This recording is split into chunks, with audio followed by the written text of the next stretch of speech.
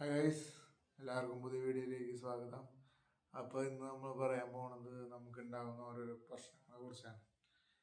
എനിക്ക് പ്രശ്നങ്ങൾ ഉണ്ടാകുമ്പോൾ രണ്ട് തരത്തിലാണ് ഞാൻ ചിന്തിക്കാറ്. ഒന്ന്, അതെനിക്ക് സോൾവ് ചെയ്യാൻ പറ്റുമെന്ന്. രണ്ട്, സോൾവ് ചെയ്യാൻ പറ്റാത്തതാണോ. അപ്പോൾ സോൾവ് ചെയ്യാൻ പറ്റാവുന്നതാണെങ്കിൽ നമ്മൾ സോൾവ് ചെയ്യും.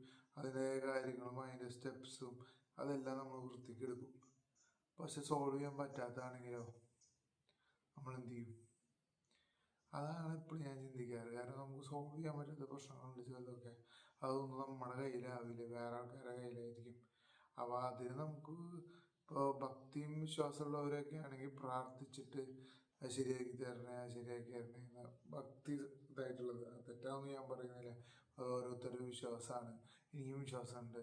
അപ്പോൾ ഞാൻ വലിയ വിശ്വാസമില്ല, അതൊരു ദിവസം ഞാൻ പറയാം, വേറൊരു വീഡിയോ ആയിട്ട് പറയാം എൻ്റെ വിശ്വാസം എങ്ങനെയാണ് എന്താണെന്നൊക്കെ. അപ്പോൾ ഇതിപ്പോൾ പ്രശ്നങ്ങളെ കുറിച്ചാണ് നമ്മൾ സംസാരിക്കുന്നത്. അപ്പോൾ പ്രശ്നങ്ങളിൽ നമ്മൾ ഇപ്പോൾ ഈ സോൾവ് ചെയ്യാൻ പറ്റാത്ത വരുമ്പോൾ കുറച്ച് ആൾക്കാർ ദൈവത്തെ വിശ്വസിച്ച് ദൈവത്തെ പ്രാർത്ഥിച്ച് ദൈവത്തിനോട് കാര്യങ്ങളൊക്കെ സംസാരിച്ചിട്ട് ഇതാക്കും. അത് ഒരു തരം ആൾക്കാർ.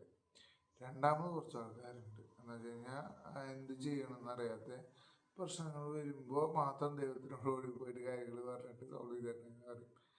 ഞാനൊക്കെ കൂടുതലും അങ്ങനെ എനിക്ക് സോൾവ് ചെയ്യാൻ പറ്റാത്ത പ്രശ്നങ്ങളാണ് വരണമെങ്കിൽ നമ്മൾ അതിനെക്കുറിച്ച് ചിന്തിക്കാതിരിക്കുക, അല്ലാണ്ട് വേറെ ഓപ്ഷനില്ല. കാരണം ആ പ്രശ്നം എന്ന് പറയുന്നത് നമ്മുടെ കയ്യിലുള്ളതല്ല, നമുക്കത് സോൾവ് ചെയ്യാനും പറ്റാത്തതായതുകൊണ്ടാണ് നമ്മളത് പെട്ടിരിക്കുന്നത്. സോൾവ് ചെയ്യാൻ പറ്റുകയാണെങ്കിൽ നമ്മൾ പരമാവധി അതിനുള്ള സ്റ്റെപ്സ് എടുത്താൽ സോൾവ് ചെയ്യാൻ നോക്കുക. അല്ലാത്തതാണെങ്കിൽ ഞാൻ പറയുകയാണെങ്കിൽ എന്താ പറയുക, പ്രശ്നങ്ങളെ സോൾവ് ചെയ്യുന്നതിന് പകരം അത് പരമാവധി മറക്കാൻ നോക്കുക. അതിനെന്താ പറയുക, നേച്ചറിന് വിടാന്ന് പറയുക, അല്ലെങ്കിൽ ദൈവത്തിൻ്റെ കൈകൾക്ക് വിടാന്നോ, അതിനെ മൊത്തത്തിൽ മറന്ന് നമ്മുടെ ബാക്കി കാര്യങ്ങളൊക്കെ ചെയ്യുക.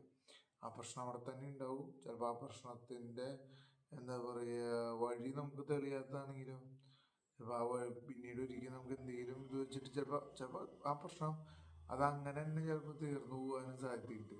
നമ്മൾ ഒരിക്കലും പ്രതീക്ഷിക്കാണ്ട് തന്നെ ചിലപ്പോൾ ആ പ്രശ്നം സോൾവ് ആയി പോകും. നമ്മൾ പോലും ചിലപ്പോൾ വിചാരിക്കും, അയ്യോ ഈ പ്രശ്നം എങ്ങനെ എന്താ പറയുക എങ്ങനെ തീർക്കാമെന്ന് അറിയാത്ത പല പ്രശ്നങ്ങൾ അങ്ങനെ കുറേ പേര് പറഞ്ഞിട്ടുണ്ട്. എൻ്റെ ജീവിതത്തിൽ അനുഭവമുണ്ട്. നമ്മൾ ഒരുപാട് പ്രശ്നങ്ങൾ മൈൻഡ് ചെയ്ത് വിട്ടിട്ട് അവസാനം ആ പ്രശ്നങ്ങൾ ചിലത് എന്താ പറയുക സോൾവ് ചെയ്യേണ്ട പ്രശ്നങ്ങൾ സോൾവ് ചെയ്തില്ലെങ്കിൽ അത് എട്ടിൻ്റെ പണിയായിട്ട് തിരിച്ചും കിട്ടും, അതും മറക്കരുത്. പക്ഷെ സോൾവ് ചെയ്യാൻ പറ്റുന്ന പ്രശ്നങ്ങൾ സോൾവ് ചെയ്യുക, അല്ലാത്തത് പരമാവധി അതിനെ കുറിച്ച് മറക്കുക. ഇപ്പം മറ്റെന്താ പറയുക, ഒരു സിനിമയിലൊരു ഡയലോഗാണ്, നമ്മളൊരു ചെറിയ കല്ലെടുത്തിട്ട് ആ കല്ല് കണ്ണിൻ്റെ അവിടേക്ക് വെച്ച് കഴിഞ്ഞാൽ അടുത്തേക്ക് വെച്ച് കഴിഞ്ഞാൽ അതൊരു വലിയ കല്ലായിട്ട് നമുക്കൊന്നും കാണാൻ പറ്റാത്ത പറഞ്ഞു. പക്ഷെ അത് കുറച്ച് ദൂരത്തേക്ക് പിടിച്ച് നോക്കി നമുക്കതൊരു വലിയ പ്രശ്നമായിട്ട് തോന്നില്ലേ. അത് ഉള്ളൂ. നമുക്ക് സോൾവ് ചെയ്യാൻ പറ്റാത്ത പ്രശ്നങ്ങളൊക്കെ പരമാവധി എന്താ പറയുക അത്യാവശ്യം ദൂരത്തേക്ക് വെക്കുക. എന്നിട്ട് നമ്മുടെ കാര്യങ്ങൾ കൃത്യമായിട്ട് ചെയ്തുകൊണ്ട് പോവുക. ഡെയിലി ബേസിസിൽ എന്താണെന്ന് നടക്കണം അതേപോലെ ചെയ്തിട്ട് പോവുക. പിന്നെ ആ പ്രശ്നം ഒന്നെങ്കിൽ ആ പ്രശ്നത്തിനുള്ള ഒരു വഴി നമുക്ക് തെളിഞ്ഞു വരും, അല്ലെങ്കിൽ ആ പ്രശ്നം ചിലപ്പോൾ സോൾവ് ആയി തന്നെ പോകും നമ്മൾ പോലും അറിയാണ്ട്. അപ്പം അത്രയും ഇന്നത്തെ വീഡിയോയിൽ എനിക്ക് പറയാനുള്ളൂ. പ്രശ്നങ്ങളെ ഒന്നെങ്കിൽ എന്താ പറയുക സോൾവ് ചെയ്യാൻ പറ്റുന്നതാണെങ്കിൽ നിങ്ങൾ നമ്മളെ 100% എഫേർട്ടായിട്ട് സോൾവ് ചെയ്യുക. അല്ലെങ്കിൽ പിന്നെ നമ്മുടെ കയ്യിലില്ലാത്തതിന് നമുക്കൊന്നും ചെയ്യാൻ പറ്റില്ലല്ലോ. അപ്പോൾ അത് അവിടെ അങ്ങനെ വെക്കുക. നമ്മുടെ കാര്യങ്ങളൊക്കെ ചെയ്ത് പോവുക. അതിനെക്കുറിച്ച് ഓർത്ത് ടെൻഷൻ അടിച്ച് നമ്മുടെ ബാക്കിയുള്ള കാര്യങ്ങൾ കൂടിയും കൊളാക്കാതെ ഇരിക്കുക.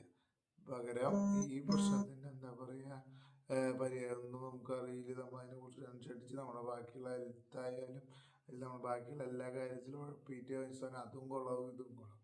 അപ്പം അതിനേക്കാൾ നല്ലതാണ് ആ പ്രശ്നത്തെ അങ്ങനെ തന്നെ വയ്ക്കുക. ഇതിങ്ങനെ പോട്ടെ. അപ്പോൾ അത്രയും ഇന്നത്തെ വീഡിയോയിൽ പറയാമല്ലോ. അപ്പോൾ ദാറ്റ്സ് ഇറ്റ്. അപ്പോൾ എല്ലാവർക്കും ബൈ.